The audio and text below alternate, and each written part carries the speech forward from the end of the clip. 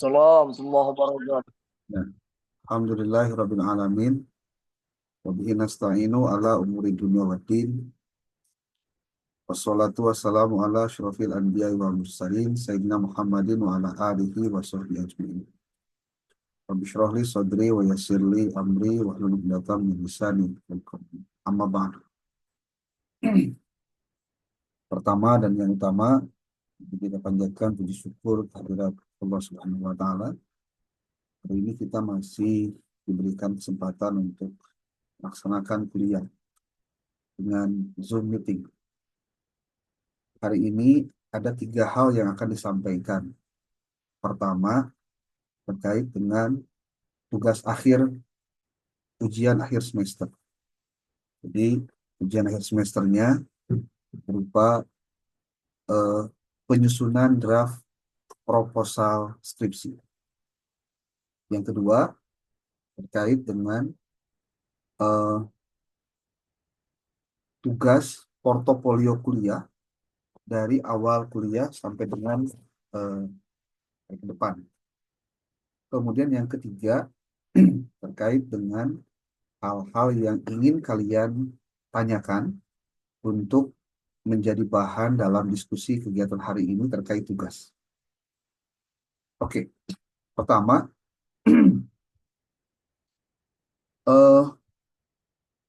Bapak sudah mengirimkan kepada kalian sebuah file PDF yang itu adalah pedoman penyusunan skripsi, tesis, dan disertasi yang dikeluarkan oleh kampus dan sudah dikirim di grup. Tinggal pertanyaannya apakah kalian sudah melakukan download dan disimpan di laptop kalian. Ini adalah eh, penetapan pedoman penulisan skripsi, tesis, dan disertasi. UIN Sunan Gunung Jati Bandung. Ditandatangani tahun 2018, kemudian diputuskan oleh Rektor tahun 2019. Bapak juga tidak tahu apakah ada yang terbaru setelah ini keluar. Tapi sepertinya belum ada yang baru, ya. Ini yang terakhir. Kalau ada nanti tolong diinfokan, ya. Kemudian di sini ada kata pengantar, kita lewat saja. Kemudian di sini ada daftar isi. Daftar isinya pertama kata pengantar, daftar isi, ada bab 1 pendahuluan, skripsi, tesis, dan disertasi, dan etika penelitian ilmiah. Lalu bab 2 format proposal, skripsi, tesis, dan disertasi. Nah, untuk bab 3 ini kalian bisa lewat, nanti langsung masuk ke bab 4.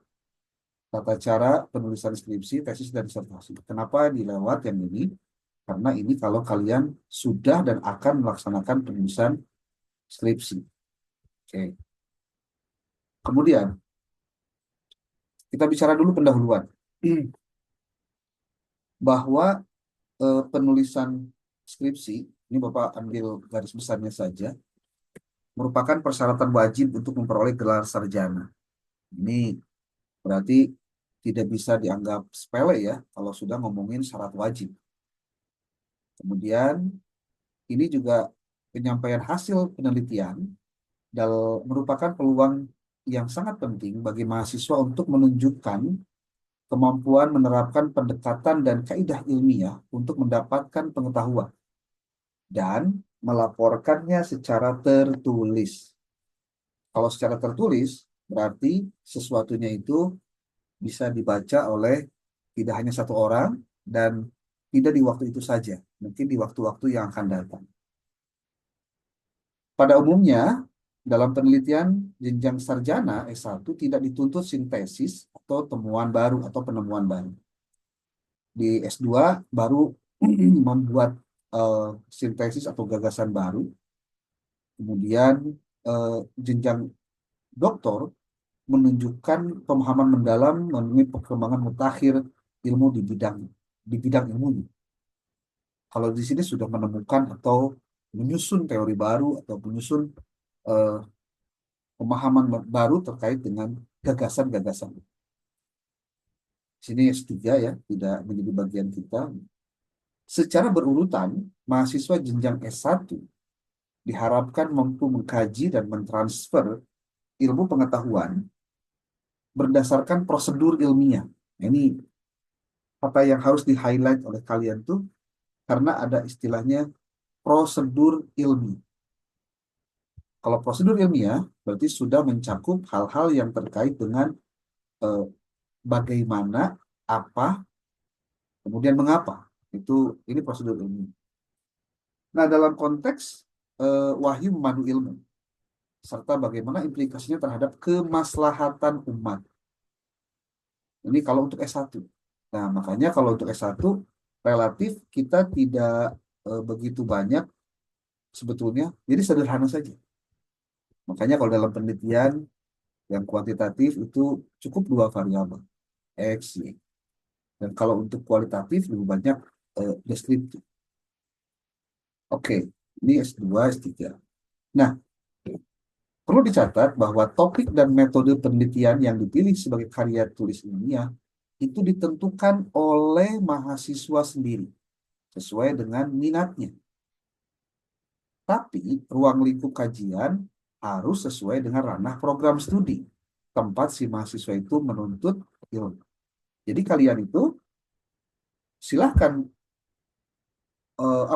menggunakan teknik apapun tentang apapun, tetapi ingat kamu harus tahu prodi kamu apa. Ini kalau prodi kamu adalah pendidikan agama Islam, berarti fokus and scope-nya atau fokus dan ruang lingkupnya tidak boleh melewati garis pendidikan agama Islam. Nah, maka untuk memenuhi hal-hal itu dibuatlah panduan ini supaya apa? Supaya tidak terjadi salah persepsi atau misleading pada saat kamu menyusun uh, skripsi. Jadi rambu-rambu ini juga dijadikan acuan bagi pembimbing dan promotor kalau di S3 untuk mendampingi mahasiswa selama menyusun skripsi. Jadi jangan sampai kejadian ada mahasiswa yang uh, dengan dosen itu saling berseteru hanya gara-gara yang satu kekeh, yang satu kekeh. Tapi kedua-duanya apa kekeh salah gitu. Ya, oke. Kemudian jangan lupa bahwa dalam penelitian itu ada etika yang harus dijunjung, yaitu ada etika penelitian ilmiah. Etika itu tidak tertulis tapi nyata. Ya, Pak, kalau ada yang tertulis bagaimana? Oh, itu lebih bagus lagi. Berarti etika itu menjadi sebuah komitmen bersama antara eh, satu pihak dengan pihak yang lain. Pertama, bahwa etika penelitiannya kesadaran terhadap status dan peran sebagai ilmuwan di masyarakat. Anda itu mahasiswa adalah eh, orang yang terlatih dan dididik sebagai seorang ilmuwan karena kamu berada pada zona akademik yaitu kampus, ya. Nah, maka konteks sosial dari proses hasil dan produk laporan hasil penelitian mahasiswa itu pada akhirnya akan dibaca oleh komunitas dan masyarakat akademis. Oleh sebab itu, maka pada posisi seperti ini, mahasiswa perlu menyadari dulu bahwa ketika dia melakukan riset atau melakukan penelitian, ada harapan terjadinya perubahan di masyarakat untuk jadi lebih baik setelah kamu melakukan riset. Yang kedua, bahwa kesadaran terhadap norma-norma ilmiah yang harus dipatuhi. Sehingga hal ini menuntut kesadaran terkait pertanggungjawaban si peneliti terhadap dirinya, pada masyarakat peneliti, dan juga kepada masyarakat umum.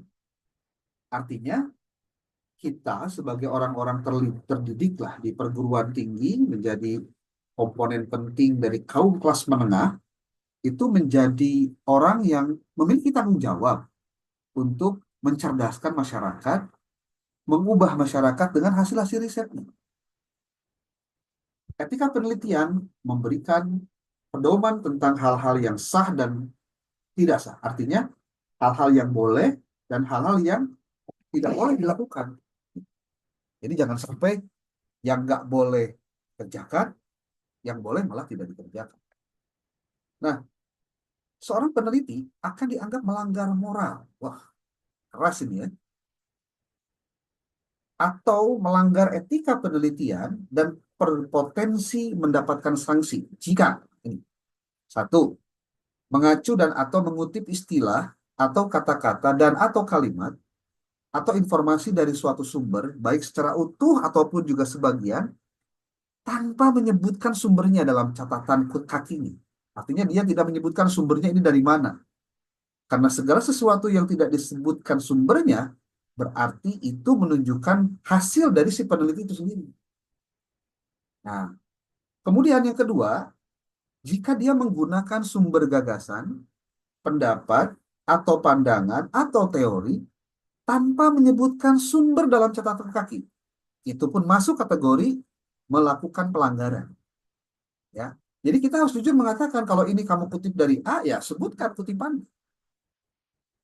Yang ketiga, merumuskan dengan kata-kata dan atau kalimat sendiri dari sumber kata atau dari kalimat, gagasan atau pendapat atau pandangan atau teori tanpa menyebutkan sumbernya. Itu juga sama. Dalam hal apa? Dalam penulisan catatan kaki. Atau yang keempat, disebut melanggar secara akademik atau etika ilmiah adalah ketika memalsukan data dalam arti mengubah data hasil penelitian yang sesungguhnya. Ya, jadi data yang di lapangan kamu ubah hanya untuk kepentingan bahwa ini hasilnya mesti jadi bagus gitu. Nah, itu juga nggak boleh. Jadi fakta di lapangan itu harus ditunjukkan apa adanya, ya, ya. Karena kalau tidak apa adanya berarti ada apanya. Gitu. Nih.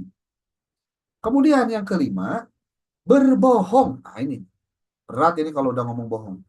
Berbohong dalam menggunakan metodologi penelitian yang digunakan.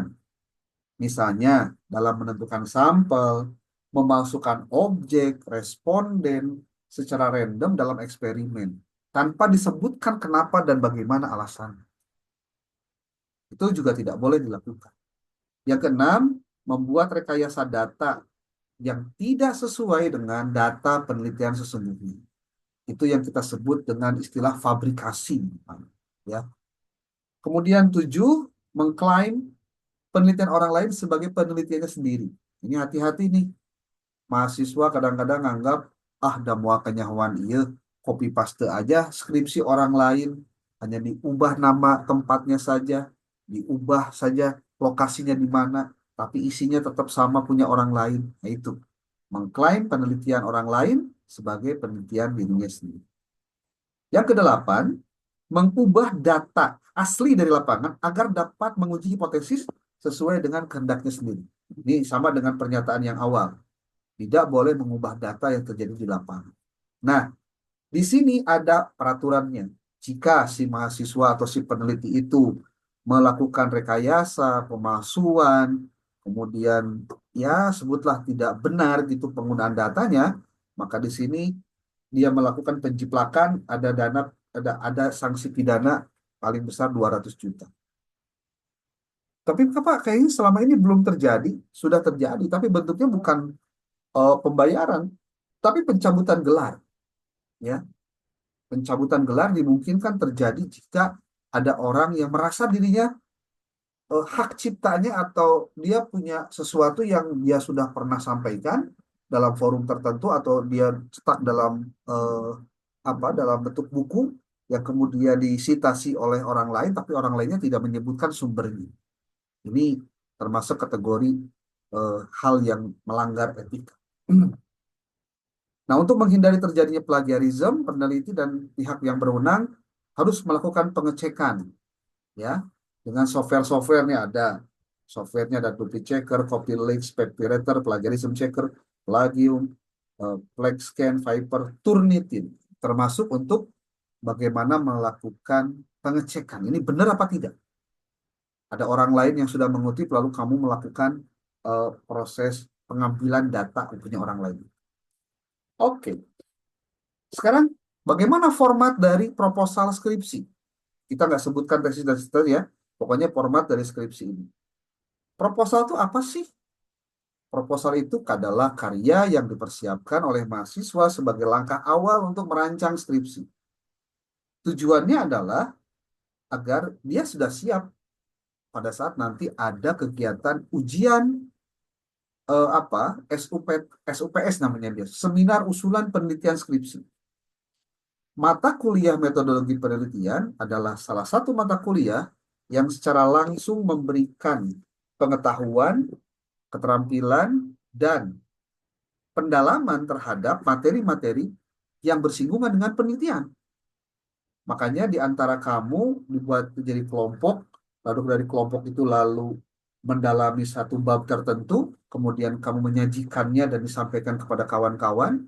Tujuannya untuk apa? Supaya semua orang punya tanggung jawab minimal terhadap bagian babnya tersebut. Ya. Oke, naskah proposal terdiri dari bagian awal, bagian utama, dan bagian akhir. Naskah ditulis dengan huruf Times New Roman 12 dengan spasi 1,5 pada kertas HVS ukuran A4 80 gram. Nah, untuk yang 80 gram ini biasanya nanti di akhir pada saat sudah selesai mau dicetak baru di 80 gram. Pada saat berproses kamu melakukan bimbingan biasanya cukup di yang 70 gram juga tidak masalah. Oke, sekarang proposal bagian awal itu isinya ada apa aja sih? Satu ada cover, ada lembar judul, lembar pengesahan, kata pengantar, daftar isi, daftar tabel, daftar gambar, daftar lampiran. Penjelasannya ada di bawah. Silakan dibaca satu persatu. Tuh, kata pengantar itu apa, daftar isi itu seperti apa, daftar tabel, daftar gambar, daftar lampiran. Itu untuk bagian awal. Lalu untuk bagian utama itu terdiri dari ada pendahuluan, metodologi, dan kajian hasil penelitian terdahulu. Ini bisa dilihat, ini pendahuluan, mengandung apa saja, ada latar belakang penelitian, rumusan masalah, tujuan dan manfaat penelitian, berpikir hipotesis, kerangka berpikir dan hipotesis. Ini penjelasannya ada di bawah, bisa dilihat tuh, ada penjelasan. Kemudian bagian kedua setelah pendahuluan itu ada metodologi penelitian. Isinya pendekatan dan metode penelitian, jenis dan sumber data, teknik pengumpulan data, dan teknik analisis data. Nah, kemudian di sini ada penjelasan. Namun bagi prodi-prodi tertentu yang memerlukannya, hal-hal yang dapat di bawah ini dapat diberlakukan, seperti penentuan tempat dan waktu pelaksanaan penelitian, termasuk juga lokus penelitian dan petanya, lalu penentuan bahan dan alat yang digunakan dalam penelitian. Itu biasanya dipakai untuk yang jurusan yang sains dan teknologi. Ada cara kerja penelitian yang memuat uraian secara detail urutan pelaksanaan penelitiannya. Kemudian cara analisis data yang memuat pendekatan dan cara pengujian hipotesis jika ada. Ini kalau dalam penelitian yang sifatnya menggunakan analisis deskriptif, inferensi maupun cara analisis lainnya. Oke. Kemudian bagian ketiga dari isi, bagian inti dari proposal adalah hasil penelitian terdahulu. Kalian sudah sebetulnya melakukan hasil penelitian terdahulu ketika membuat tabel anotasi yang pernah harus dibuatkan oleh kalian dengan 10 artikel dan 10 skripsi tentang tema penelitian yang sama. Bagian ini memuat kajian mengenai hasil-hasil penelitian terdahulu yang relevan. Kajian hasil penelitian sebelumnya diperlukan untuk apa? Pertama, memastikan bahwa penelitian saat ini yang kamu lakukan itu asli, bukan duplikasi dan bukan hasil plagiarisme. Kemudian yang kedua, menunjukkan perbedaan dan persamaan antara hasil penelitian yang lain, yang kamu kaji itu, yang penelitian terdahulu, dengan yang akan dicapai oleh peneliti saat ini. Apa bedanya? Apa samanya? Yang kamu harus perhatikan nanti adalah bedanya di mana. Lalu yang ketiga adalah membantu peneliti dalam menemukan rujukan kajian yang relevan dengan topik penelitian. Nah, ini juga menjadi penting untuk dikaji karena penting sekali untuk kalian bisa lakukan proses-proses yang benar terkait dengan eh, kajian hasil penelitian sebelumnya ini.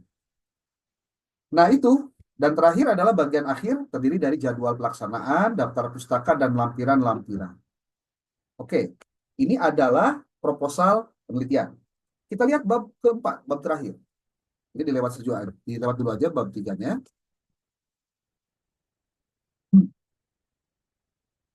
Yang ini nih. Kalian nanti lihat di bab 4. Tata cara penulisan skripsi, tesis, dan disertasi. Di sini ada nih bahan dan ukuran naskahnya, ukuran kertasnya juga. Di sini skripsi hasil penelitian kuantitatif minimal 75 halaman, sementara kualitatif minimal 100 halaman. Sebetulnya batasan ini bukan sesuatu yang baku ya, pada akhirnya tergantung nanti kamu hasil risetnya. Ini ada skripsi, disertasi, dan seterusnya. Untuk penomoran juga ada tekniknya, silakan dibaca. Ada sampul juga. Nah, di sini ada warna sampul. Untuk tarbiyah itu warna hijau muda ya. Nanti kamu juga digabungkan satu ya. Jadi nanti Bapak jelaskan secara rincinya setelah ini. Kemudian pengetikan, apa saja pengetikannya, bagaimana cara ngetiknya tuh. Ada tuh ya. Bilangan, huruf, desimal, jarak baris, tepi. Nah, tepi atas 3, kanan 3, sorry, atas 4, tepi kanan 3, bawah 3, kiri 4. Nah, jadi 4, 3, 3, 4 ya. Kemudian di sini ada penjelasan juga tentang alinea baru, permulaan kalimat, eh, apalagi penulisan rumus. Kalau kalian nanti memilih yang kuantitatif, rumusnya kamu harus tulis di dalam Word dengan menggunakan aplikasi ada namanya equation, ya, equation. Sudah pernah dengar ya, equation? Kemudian penulisan bab juga ada nih menggunakan bold, subbab, ditulis dari tepi kiri dan dicetak tebal. Huruf pertama tiap kata menggunakan huruf kapital tanpa diakhiri dengan titik, jadi nggak ada titiknya. Kalau nulis subbab, ya, seperti bab satu kan, terus bab duanya, bagian selanjutnya kan latar belakang penelitian contohnya. Itu penelitiannya nggak pakai titik tuh. Terus ada penjelasannya di bawah, gambar dan tabel sama penomoran. Oke.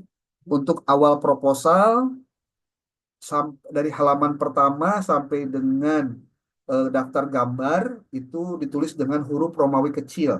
Ditulisnya di tengah bawah, ya. Udah kebayang kali ya, tengah bawah. Nah,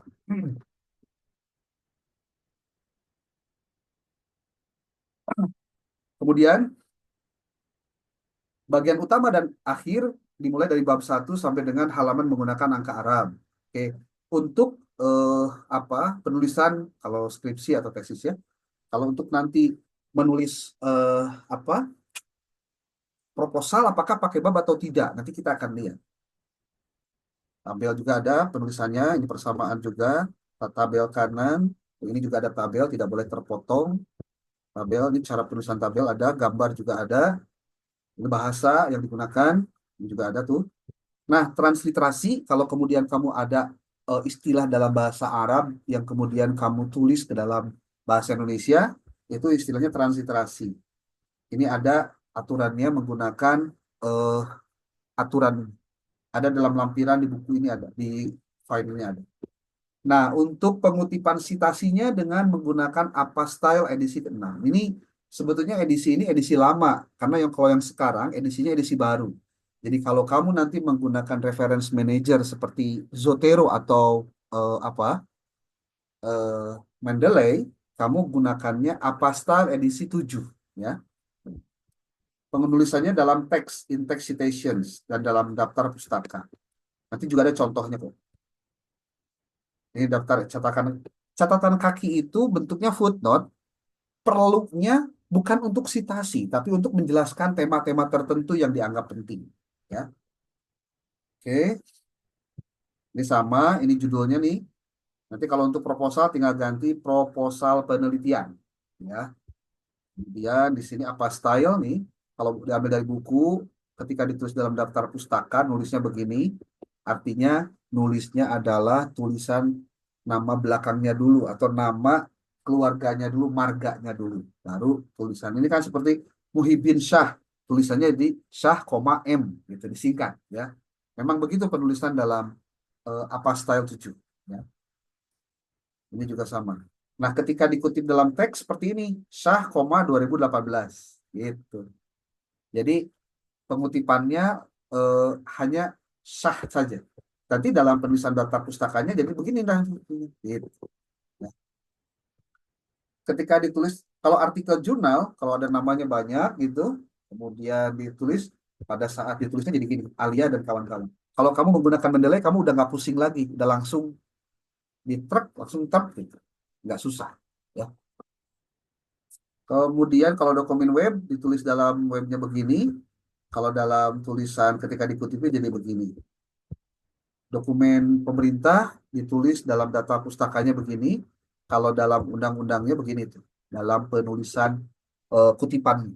Jadi dituliskan lengkap, undang-undang nomor berapa, tahun berapa, pasal berapa, bab berapa, ayat 2. Oh. Bab dalam buku, biasanya buku itu kan ada chapter-chapter yang ada penulisnya. Nah, kamu lihat di sini, ini ditulis dalam daftar pustakanya, ketika ditulis dalam bentuk apa, dalam teks atau sebagai bahan kamu melakukan kutipan, maka ditulisnya jadi begini nih, Fromson 2000. Jadi ada tahun, ada halamannya. Ini kalau tesis dan disertasi, ini tesisnya, judulnya, ini ditulis dalam daftar pustaka, tapi ketika dikutip dalam naskah jadi Herlina 2017. Ini kalau artikel dari database, di sini ada ketika ditulis dalam daftar pustaka jadi begini. Kemudian kalau ditulis dalam bentuk apa, dalam naskahnya jadi begini. Kalau artikel dari proceeding konferensi, ternyata beda nih. Ini penulisannya begini. Kalau kitab suci, nah, tidak dimasukkan, tapi begini. Al-Fatihah, surat pertama, ayat 1-3. Udah. Nah, ini kalau ini pedoman transliterasi. Kamu tinggal baca saja bagaimana cara penulisannya tuh. Alif, ba, ta, sa, terus sampai sini. Kemudian nanti ada penyebutan ini. Nanti ada contohnya tuh. Haula, contohnya ini kaifa. Maddah, itu kalau syiddah, ini juga ada aturan penulisannya. Seperti ini kalau mata, nulisnya mata. Ada stripnya di atas. Gitu. Ya. Kalau tamar butoh, seperti ini. Ini juga sama. Raudatul Atfali. Ini kalau ditulisnya jadi begini. Rauda, D-nya juga ada titiknya. Sebagai ciri dot, ya. Kemudian alto, alto, to, nih. Jadi T titik di bawah. Fal, A-nya panjang. Ini karena panjang nih. A-nya pakai strip garis di atas. Syaddah. Syaddah itu sidah ya. Terus ada penjelasannya. Ini kalau ya bertasjid atau yang lain-lain, ini cara penulisan.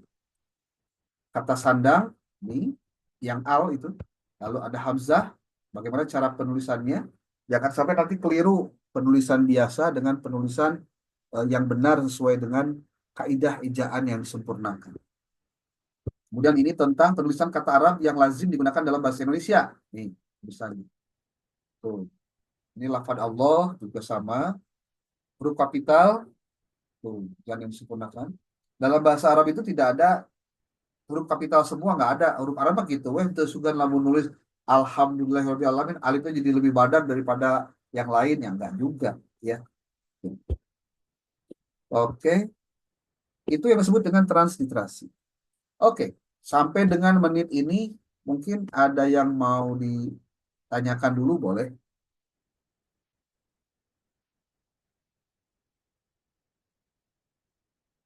Ini masih ada juga yang off kamera ya, sampai jadinya. Ada? Silakan.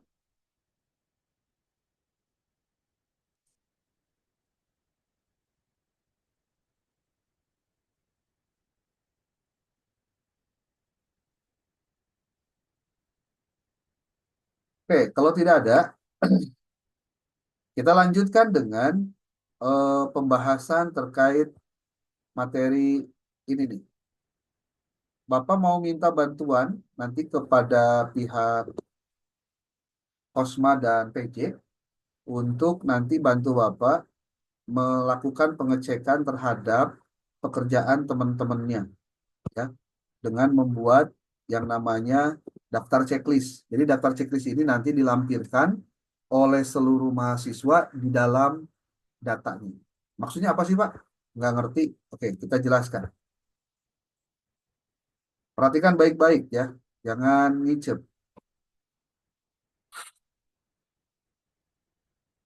Oke, ini adalah lembar yang akan ada dalam tugas-tugas kalian. Jadi tugas kalian itu semuanya di print out. Ya. Apa saja tugas-tugasnya? Ini tugas-tugasnya. Tolong perhatikan baik-baik. Checklist umum. Portofolio tugas mahasiswa pada mata kuliah metodologi penelitian. Nama mahasiswa, NIM, kelas, semester, prodi. Tagihannya apa saja? Satu, tugas buku Suharsini Arikunto, prosedur penelitian. Nah, ayat tuh. Nanti kalau misalkan ada checklist. Tapi ini pun belum dulu dikerjakan di checklistnya. Kalau belum dicek satu persatu seperti ini. Ini ada daftar lagi ceknya. Checklist tugas buku Suharsini Arikunto, prosedur penelitian. Nama mahasiswa, NIM, kelas, semester, prodi. Bab satunya apa? Tulis sampai dengan 17. Nanti PJ mendeteksi ada atau tidak. Nanti kan ada yang sudah diparaf, ada yang belum. Nah, kalau yang belum diparaf, nanti jangan dulu disebut ada. Nanti nunggu diparaf dulu oleh Bapak. Ya, nih nomor satu nih di sini apa? Kemudian kalau misalkan ada dan lengkap, oke, checklist. Ada tapi tidak lengkap, kamu juga checklist di sini. Tuh, tidak lengkap bab satunya karena ada contoh ada 10 nomor dia kerjakannya 5 nomor. Berarti kan nggak lengkap. Kemudian validatornya siapa? PJ Arab di sini gitu. Untuk tiap bab ya, tiap bab. Sampai dengan bab 17. Nanti jumlah bab yang dikerjakan berapa? Kalau misalkan lengkap, ini kan 17 nih, yang lengkap hanya 15. Tapi tidak lengkapnya 2. Ya, nanti bagian Bapak nanti menjelaskannya seperti apa. Dapat nilainya markup ke yang 15 apa digabungkan semuanya, ya. Jadi hitungannya per bab ya, per bab. Nanti kalau misalkan sudah oke, oke ya, ini kamu tulis di sini. Ada. Oke, ada aja dulu. Apa-apa. Kemudian tugas buku A. Muri Yusuf, metodologi penelitian. Yang mana? Nih, ini daftar checklistnya nih. Daftar checklistnya, judulnya apa? Ada lengkap, ada tidak lengkap, tidak ada. Isian nih. Kalau ada dan lengkap, tulis 1. Ada tidak lengkap, 0,5 gitu aja deh. Ya, tidak ada, tulisnya 0. Nah, gitu.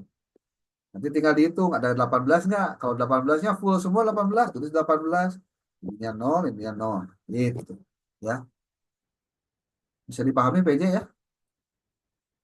Kemudian yang kedua, yang harus kalian kumpulkan nanti struktur atau sistematika pada saat kamu nanti nyusun tugas portofolio, karena portofolio berarti semua hasil riset kamu, hasil penelitian kamu, hasil tugas-tugas kamu itu digabungkan semua, di print out, ya. Apa saja sih? Nih lihat nih, kita bacain satu-satu dulu ya. Satu, tugas buku Suharsini Arikunto, prosedur penelitian. Dua, tugas buku A. Muri Yusuf, metodologi penelitian. Ketiga, artikel bahan diskusi kelompok, maksudnya yang bersangkutan. Contoh nih, Putri Mustika Ayu, kebagian bab apa? Kebagian kelompok 1. Berarti tulis di sini kelompok 1 contohnya. Berarti print out semua artikelnya. Oke. Kemudian yang kedua, print out juga PPT-nya. Lalu print out juga BAP-nya. BAP itu berita acara perkuliahannya. Di print out, simpen di di jenis tagihan kamu, ya. Yang keempat ini adalah pretest, hasil pretest dan postes mahasiswa. Itu maksudnya bagaimana? Hasil pretest dan postes dirimu sendiri, Kade. Bukan pretest dan postes orang lain, tapi YBS ya. YBS itu yang bersangkutan. Bagaimana cara mendeteksinya? Ini PJ tolong hati-hati nih. Karena ini menyangkut rekapan dari seluruh perkuliahan dari kelompok 1 sampai dengan kelompok 11. Ya. Ini nih. Ini daftar checklist untuk buku. Oke. Ini daftar checklist untuk buku yang kedua, Medlib. Ini adalah pretest dan posttest. Nah ini. Contoh nama mahasiswanya siapa? Nih. Contoh aja ya. Salman Al-Farizi. Contoh. Nah, NIM-nya berapa? Tulis. Kelas 5, G SF semester 5. Prodinya PAI. Contohnya gitu. Lalu ketika pertemuan kelompok satu tanggal berapa? Tulis di sini. Judulnya apa? Tulis di sini. Nilai pretest kamu berapa? Tulis di sini. Kemudian nilai posttestnya berapa? Tulis di sini.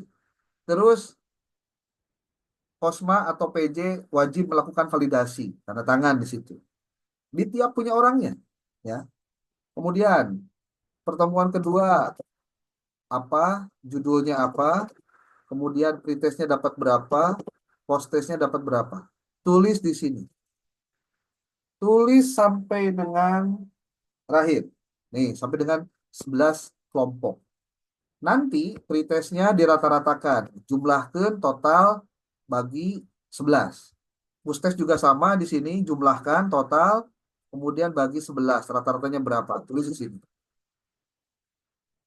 Gitu. Ya. Ini adalah tentang hasil pretest dan posttest. Lalu, nah ini. Yang kedua, empat, ya, ini yang keempat nih. Yang kelima, hasil pencarian masalah penelitian. Bapak pernah memberikan tugas pada kalian untuk mencari 5 masalah penelitian yang kamu ingin kaji. Benar? Masih ingat ya? 5 masalah yang kamu ingin kaji. Kamu tulis, berarti kan ada satu lembar kertas nih. Nah, kamu boleh tuliskan di sini nih. Di apa? 5, 4, lampiran berapa berarti ya? Tadi itu pretest posttest berarti di sini lampiran 5. Jadi di sini lampiran 5. Jadi lampiran 4-nya adalah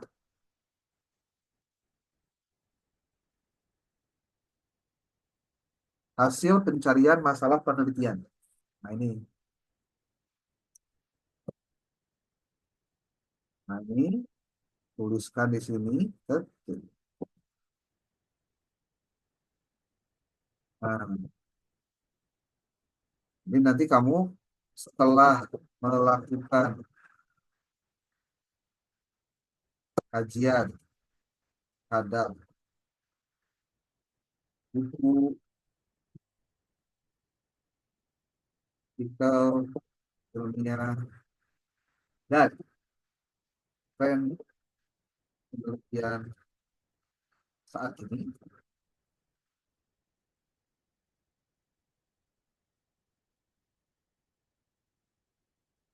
saya mengajukan beberapa masalah penelitian,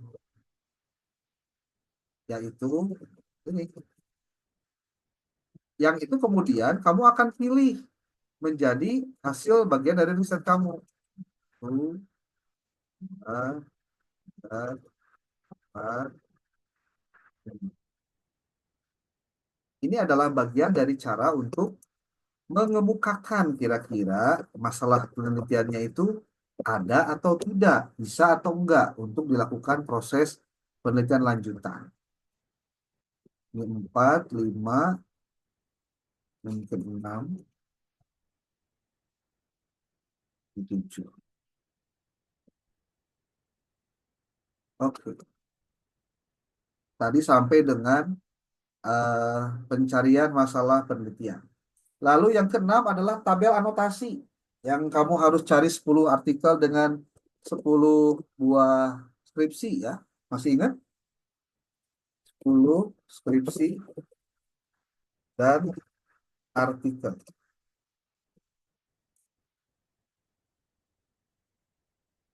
Yang terkait tema pilihan risetnya.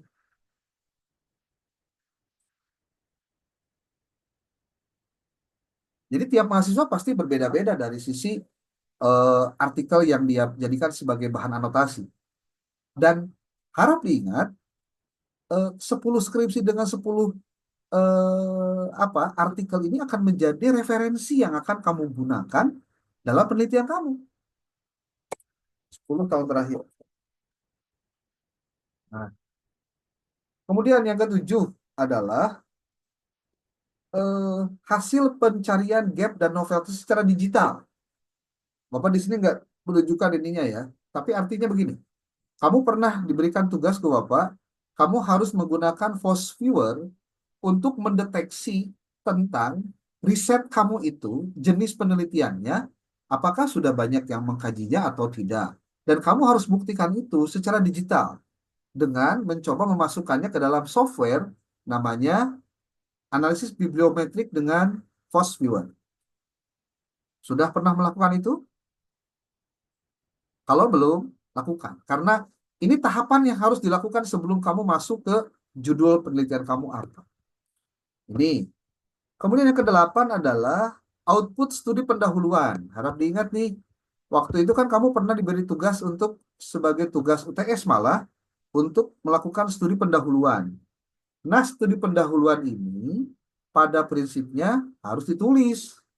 Kamu kan ke lapangan mencari data, tapi ingat, dari output studi pendahuluan ini harus ada isi hasilnya, kemudian ada lampiran-lampirannya.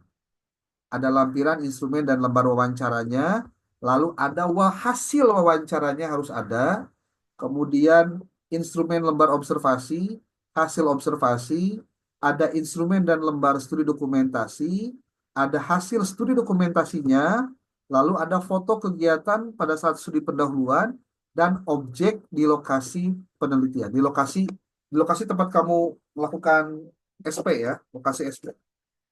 Jadi kegiatan kamunya dipoto, apa yang kamu kerjakan juga dipoto sebagai bukti.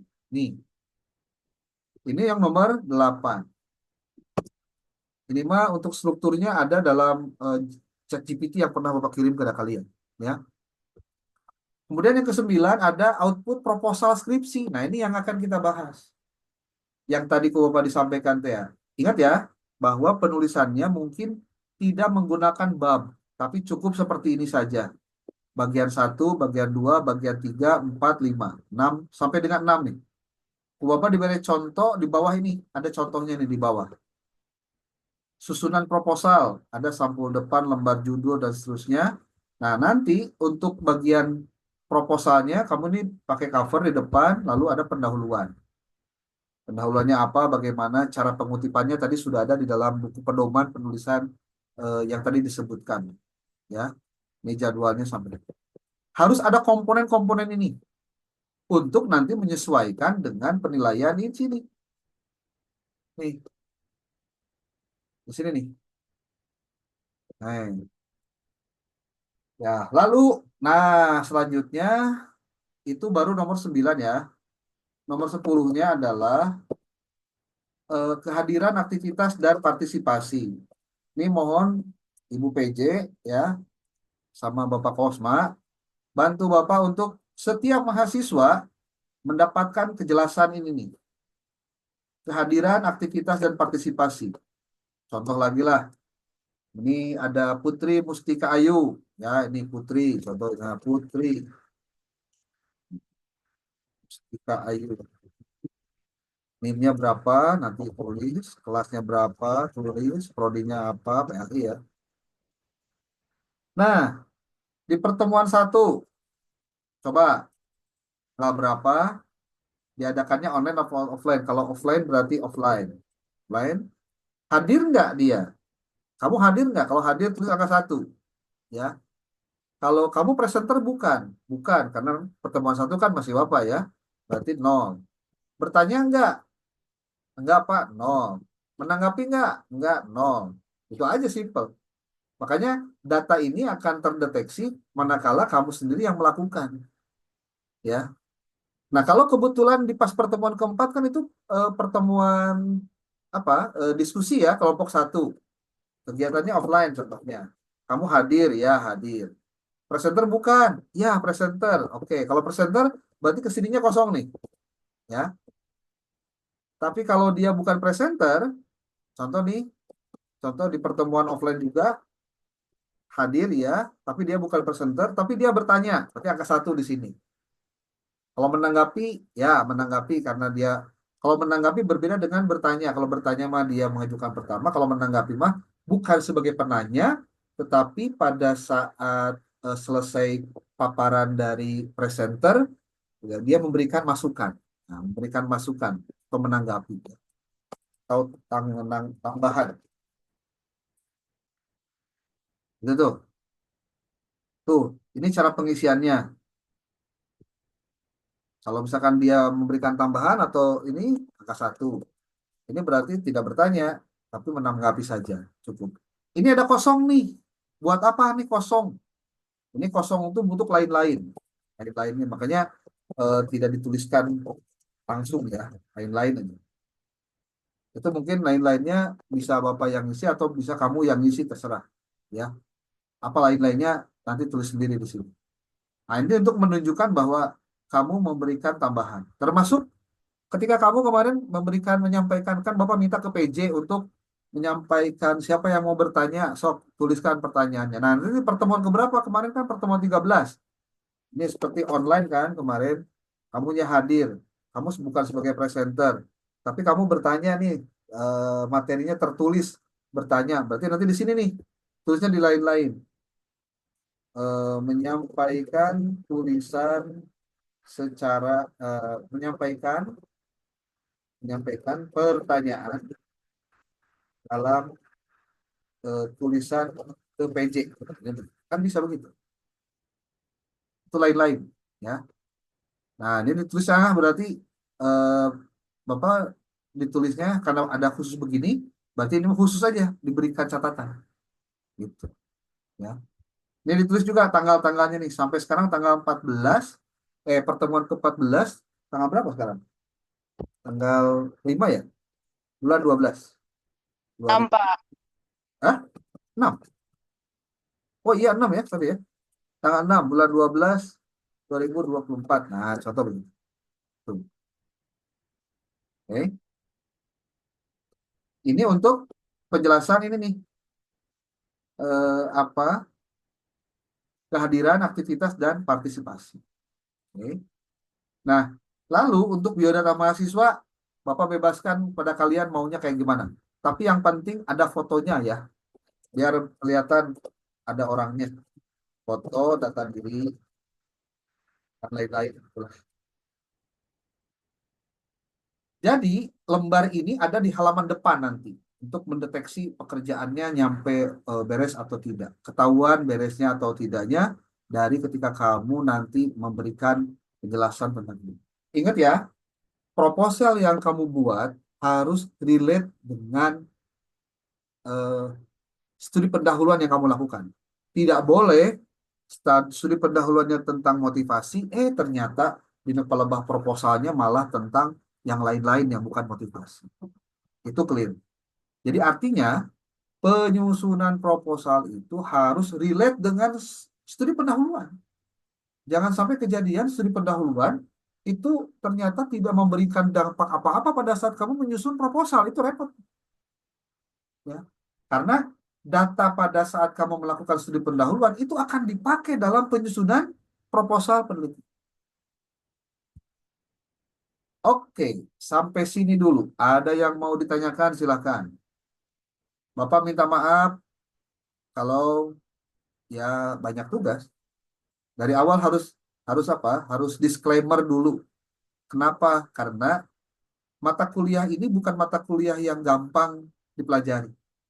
Saking tidak mudahnya berarti harus kerjasama antara dosen sama mahasiswa. Kalau mahasiswanya tidak rajin, dipastikan boro-boro ngerti. Anu geus ngagawean tugas oge cantang tuh paham, ya. Komo anu teu ngagawean acan gitu maksudnya. Oke, Fahri, raise hand, silakan. Bapak izin bertanya, Boleh. kan tadi terkait proposal itu harus sesuai sama studi pendahuluan ya Pak. Kalau misalnya kan studi pendahuluan saya itu terkait efektivitas metode ceramah, berarti harus tentang efektivitas lagi atau boleh mengarahnya ke metode ceramah, kayak misalnya pengaruh metode ceramah. Gini pertanyaannya sederhana. Kamu pada saat melakukan studi pendahuluan itu menemukan masalah nggak di lokasi penelitian tentang efektivitas metode ceramah? Oh, Kalau kamu menemukan di situ ada masalahnya, berarti kamu lanjut ke penelitian, gitu maksudnya. Jadi nanti tuh eh, ada penjelasan begini. Nih Bapak berikan satu contoh ya, sebuah proposal yang menurut Bapak ya cukup bagus lah. Bentar ya. Eh, di sini.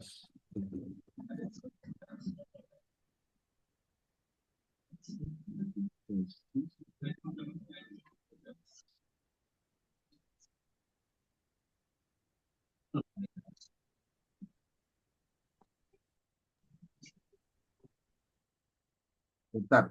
Coba Bapak ditinggalkan satu buah tesis yang sudah jadi ya.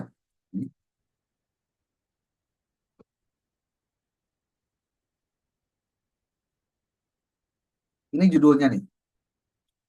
Ini tesis ya, bukan skripsi. Tapi nggak apa-apa kok, sama aja. Nanti di mana menempatkannya nanti kita lihat. Judulnya implementasi video pendek pada pembelajaran PAI dan budi pekerti materi Quran hadis untuk meningkatkan berpikir kritis dan sikap disiplin siswa. Ini penelitiannya kuasi eksperimen, tapi kalimatnya seperti tidak ada kata-kata apapun ya. Nah, oke, lihat sini. Eh, ini tesis udah jadi ya, bukan proposal, tapi kita lihat pendahuluannya. Ini pendahuluannya nih. Oke.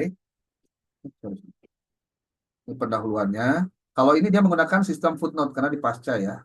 Cuma kabarnya pakai footnote. Jadi pakainya begini nih. Kalau kalian beri note.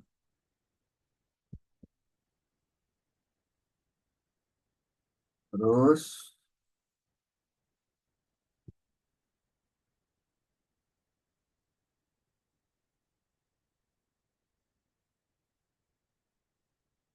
nah ini. Coba lihat nih. Peneliti telah melakukan penelitian terdahulu di SMK Negeri 15 Bandung pada tanggal 27 Januari 2023 untuk mengetahui proses pembelajaran PAI dan budi pekerti berlangsung.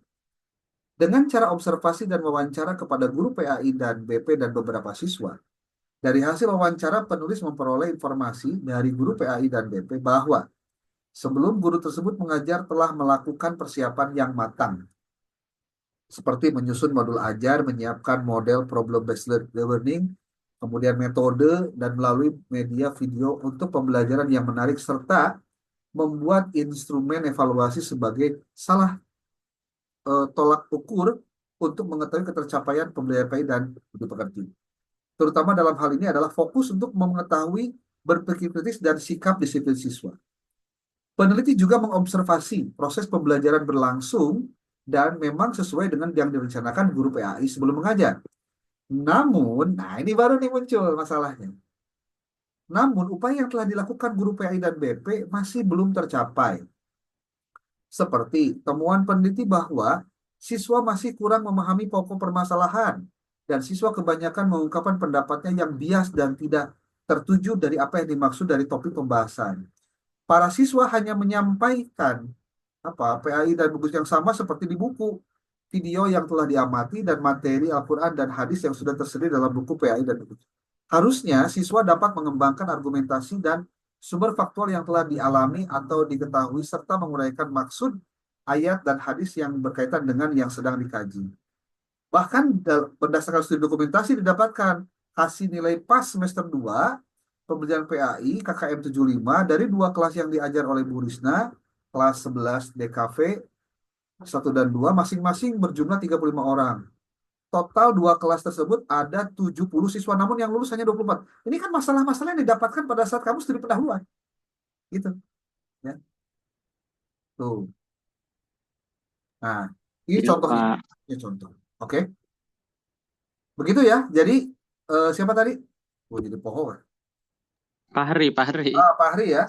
Jadi Pak Hari, posisi untuk studi pendahuluan itu memang harus dilihat dengan rencana penelitian kamu karena datanya akan dipakai untuk di studi pendahuluan di proposal kamu sendiri. Gitu. Oke, siap Bapak. Oke. Makasih, Pak. Siapa lagi nih? Rianisa Putri. Sok. Bapak maaf, ada beberapa yang ingin ditanyakan. Kayak yang pertama, berarti yang tadi semua tuh diceklis sama masing-masing teman-teman, terus divalidasi sama PJ atau Kosma ya. Ya, Terus yang kedua, pertemuan ke-8 itu kan UTS ya Pak. Jadi tidak ada perkuliahan, berarti itu dikosongin aja atau gimana? kosongin aja, diisi dengan pengerjaan SP itu ya. Oh iya Pak. Ya, Terus mengenai ini berarti kan UASnya itu membuat proposal ya Pak. ya. Dan Pembuat berarti ini proposal jadi yang dua bagian itu dikosongkan aja dan kalau mengumpulkan tugas dujen bundelan ini berarti dia hadir gitu maksudnya. oh iya. Terus kalau misalnya ini semua tuh dikumpulinnya di pertemuan ke-16 Betul. berarti Pak.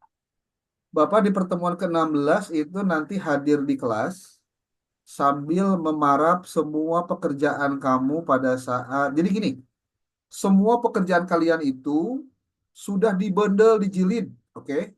Bikin cover yang bagus, semuanya dijilid, gitu. Jadi nanti PJ pun mendeteksinya setelah dijilid juga boleh, atau sebelum dijilid boleh. Kan ada pertemuan lagi yang ke-15 tuh minggu depan, ya. Nah, silakan untuk pertemuan ke-15 itu kamu siapkan semua berkas yang diperlukan. Bapak insya Allah hadir dalam rangka nanda tangan, memarap apa tugas-tugas yang belum diparap, gitu. Sebab yang masih bisa jadi yang bisa dimasukkan ke dalam itu kan yang sudah diparap ke Bapak gitu.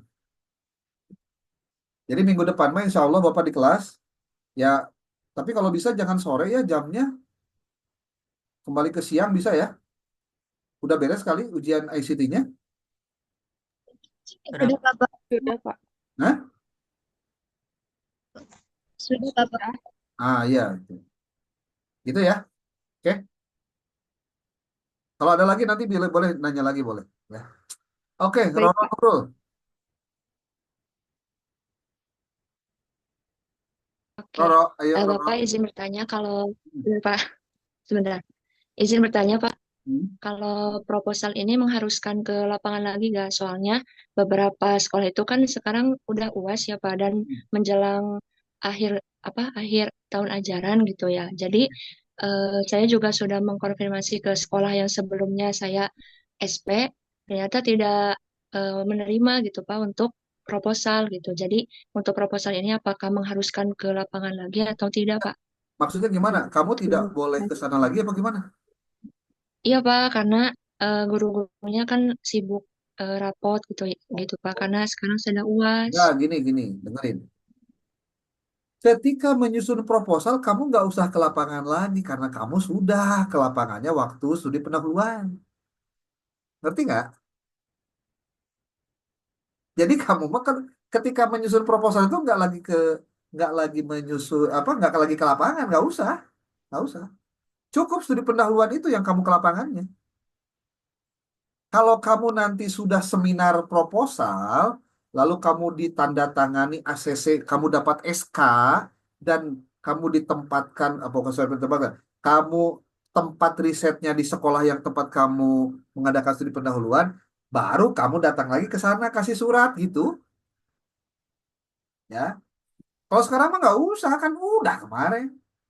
Jadi kamu sekarang fokus aja menyusun hasil eh, apa riset kamu itu ke dalam bentuk proposal penelitian dari hasil studi pendahuluan. Oh iya Pak, paham. Dikirain teh harus ke lapangan lagi. Enggak. Jadi di untuk data-datanya bisa dilihat dari hasil SP kemarin ya Pak. Betul, betul. Yang naon kamu di studi pendahuluan atau ingin proposal itu dipakai? Siapa? Oke, next siapa lagi? Bapak maaf izin bertanya lagi. Hmm. Tadi ada konfirmasi juga dari teman-teman. Katanya kalau misalnya kelas F itu nggak ini Pak, nggak ditugasin yang mencari 5 masalah itu. Nah, Kalau nggak berarti salah itu mah ditugasinnya ke kelas E sama ke kelas oke. G. Berarti Bapak lupa, kamu tinggal tulis aja. Kan tinggal nulis 5 buah masa tuh bisa. Oh iya Salah baik Pak. satunya adalah yang kamu jadikan sebagai bahan untuk studi pendahuluan. Jadi urutan artinya ya, urutan artinya. Urutannya pertama, kamu nyari masalah berdasarkan hasil software post viewer, terus menuliskannya dulu. Setelah itu baru ke lapangan, studi pendahuluan. Gitu sebenarnya tahapan-tahapan nanti. Mendapatkan masalah penelitian teh ulah di cocokologi gitu loh. Ya, jangan sekali-kali kamu mau mau skripsian tapi kamu tidak melakukan pendalaman terhadap materi dan bahan-bahan yang seharusnya kamu baca. Itu maksudnya. Tetap aja ditulis aja lah ya, Rianisa ya. Baik, Pak. Cuma nulis 5 buah, apa sih yang susah? Ya, oke, next. Ya. Apa lagi?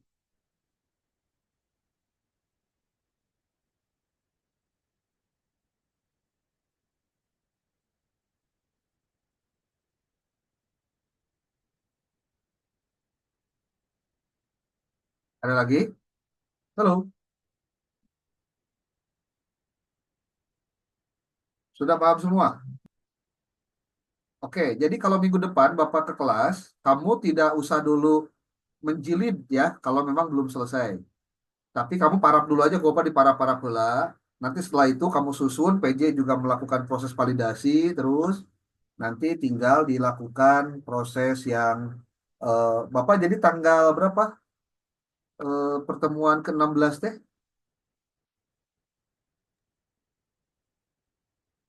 Jadi pohon. Ini tanggal berapa? 6 ya? 6 tambah 14 tanggal 20 berarti. Nah, tanggal 20 oke, Bapak melakukan proses pemarapan dan ini apa pendeteksian terhadap tugas kamu yang jadi minggu depan mah Bapak marap, minggu depannya lagi mah itu kamu sudah beres dalam bentuk jilidan bundle. Jadi jilidan itu dibawa, Bapak diparap. Jadi Bapak tinggalin hasil pekerjaan PJ dan Kosma validasinya. Lengkap tidak? Jadi Bapak memasukkan ke dalam daftar nilai ini. Terus gitu. Nanti rekapan nilainya Bapak disampaikan ke kalian. Kamu dapat nilai apa dan bagaimana tergantung hasil rekapan itu semua. Dan semua filenya tolong nanti PJ kumpulkan masukkan ke Google Drive. Jadi Ari Bapak mah hanya menerima apa? Hasil Google Drive, tidak menerima fisik, ya. Fisik mah semua kembali pada kalian. Kenang-kenangan kuliah portofolio selama kuliah di Bapak. Oke, Rifki, silakan. Pak Punten, izin bertanya. Yuk. Dari Bapak berbicara terkait proposal itu, usahakan sesuai dengan studi pendahuluan yang telah kalian lakukan. Ya. Nah, kebetulan pas kemarin analisis tabel anotasi, itu kan kemarin saya tuh bagian pengaruh mentoring Islami terhadap perilaku siswa di SMP. Dan kemarin itu alhamdulillah studi pendahuluannya itu di SMP, tetapi ketika mencari-cari jurnal ataupun artikel ataupun skripsi itu yang ada itu kebanyakan ranah SMA-nya Pak. Semuanya itu saya sudah mencari juga di Scopus dan juga sudah mencari di POP. Jadi di Scopus itu cuma ada 2 terkait pengaruh mentoring Islami itu, kemudian di VOP itu cuma ada kurang lebih jurnal itu ada 5.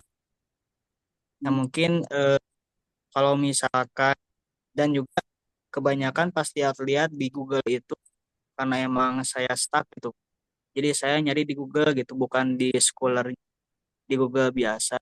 Dan kebanyakannya memang ada artikel, cuma artikelnya itu tidak secara dipublikasi di jurnal. Jadi tidak ada nama jurnalnya. Jadi dan kebanyakannya tuh SMA Pak, kebetulan. Nah barangkali Pak mungkin apakah saya harus studi pendahuluan kembali ke SMA atau bagaimana? Nggak begitu juga. Justru kalau memang ternyata risetnya banyak di SMA, sementara kamu mau mengambil risetnya di SMP, berarti sebuah kebaruan yang memang belum dilakukan tentang tema tersebut di SMP gitu maksudnya. Nggak masalah, nggak masalah. Oh. Jadi tidak harus kamu kemudian harus ke lapangan lagi ke SMA, justru nggak begitu. Jadi kamu melakukannya tetap di SMP, kalaupun data yang kamu tampilkan itu di SMA, karena memang yang ditemukannya SMA, berarti kamu bisa melakukan argumentasi di sana bahwa selama ini ternyata riset-risetnya selama ini kebanyakan di SMA. Ternyata di SMP belum banyak dilakukan. Maka saya salah satunya salah satu alasan ya, oke, itu dilakukannya di SMP. Gitu ya. Ya, mohon Pak, atau nuhun Pak. Oke. Ada yang lain boleh?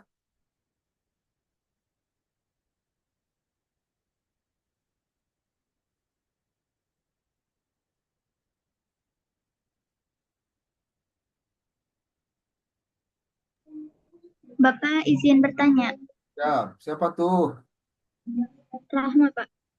Bapak untuk yang post test sama pretest tuh yang untuk kelompok penyajinya kan biasanya suka nggak ngerjain ya Pak. Itu gimana Pak?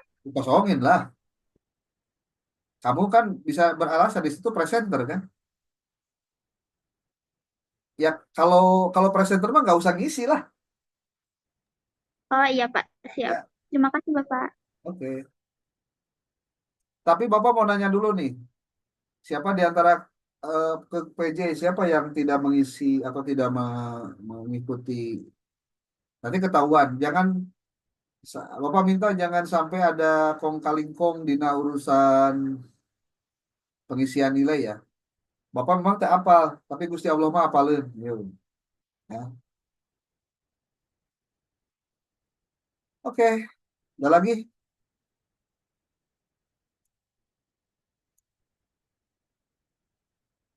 Kalau sudah dipahami selesai ya tuntas, beres. Berarti pukul 16.32. Kita tadi mulai pukul eh, 15.40 ya, kalau nggak salah. Ya. Ada lagi pertanyaan? Kalaupun ada pertanyaan pada saat berproses sebelum tanggal 20 nanti, boleh kalian japri Bapak atau di WA di grup ya. WA aja di grup, Pak, ada yang mau ditanyakan begini, begini, begini, nanti dijawab. Di kelas lain tadi ada yang komplain masalah tugasnya banyak katanya. Pak, kalau kita pakai tambahan lagi gimana? Tambahan waktu dan lain-lain. Cek Bapak teh, ya hampurannya lamun Bapak mere tugas loba, makanya disclaimer dulu dari awal. Sebab memang mata kuliah ini memerlukan effort yang tinggi. Makanya Rianisa tolong hari ini yang tidak hadir dicatat siapa, karena memang eh, apa ya? Ya penting untuk memahami tentang tugas ini saling membantulah untuk menyelesaikan masalah-masalah kalian sendiri ya. Jangan sampai ada istilah cina naon kieu we kieu tugasnya banyak dan lain-lain. Ya memang Bapak mah teu butuh tugas ya. Bapak mah teu butuh tugas, yang butuh tugas itu kalian. Karena kalian sedang berproses belajar. Kalaupun ternyata kamu nggak paham, tenang aja. You are not alone gitu loh. Ada orang lain juga sama yang nggak sama-sama nggak paham. Tapi kalau kita berani untuk terus belajar di balik ketidakpahaman kita, maka suatu saat kamu akan menemukan hasilnya bahwa oh ternyata ini maksudnya. Jadi jangan berhenti dulu deh, jangan berhenti. Kan kita nggak tahu ya. Mudah-mudahan kamu dapat beasiswa bisa S2 gratis kan, luar negeri contohnya. Who knows? Siapa tahu. Kalau kamu ternyata sudah banyak belajar tentang metodologi penelitian, kamu kena banyak ngerjain tugas, banyak yang kamu bisa telaah, ada manfaatnya buat kedepannya kamu sendiri. Ya alhamdulillah siapa tahu. Makanya Bapak mah arek bicara aja apa buat kalian. Selama kamu besar pengharapan terhadap apa terhadap sesuatu, maka harusnya sebesar itu pula lah usaha yang kamu harus lakukan. Nya Bapak ge bisa wae sih ngajar tekudu mere tugasnya. Kamu dibebaskan dari tugas-tugas bisa wae. Terus kamunya tidak banyak kegiatan apapun. Baca aja lah sendirilah, diskusi aja sama masing-masing. Nggak bisa begitu. Diskusinya dipantau, diskusinya pakai instrumen untuk mengukur, semuanya terukur. Biar paling tidak begini, semakin besar cara yang dipakai untuk menuju pada keberhasilan, mudah-mudahan mendekati pada keberhasilan itu. Oke, terima kasih. Kalau tidak ada lagi, kita cukupkan dulu hari ini untuk eh, diskusinya. Semua ini akan di-upload di YouTube. Nanti linknya Bapak dikirim ke link kalian, ke grup kalian, supaya kamu juga bisa mempelajari lagi kalau misalkan ada hal-hal yang kurang. Ya, terima kasih. Billahi taufiq wal hidayah. Wal muwafiq ila aqwamit thoriq. Assalamualaikum warahmatullahi wabarakatuh. Waalaikumsalam.